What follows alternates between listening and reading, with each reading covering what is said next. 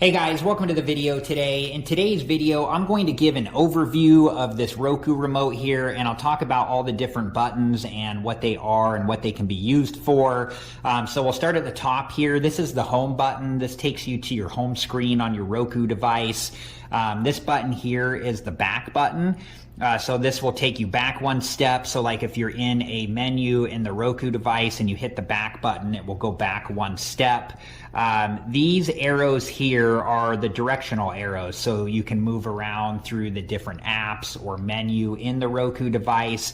And then you have your OK button right in the middle there to select, whatever app you want to open, or if you're in a menu to select that option.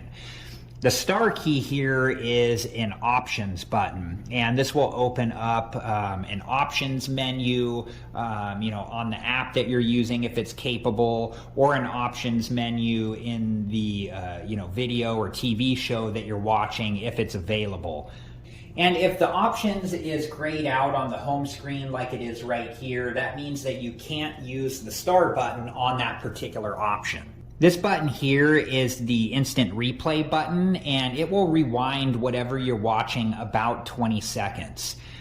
We have the play and pause button right here in the middle. We have the fast forward button here, and then we have the rewind button here.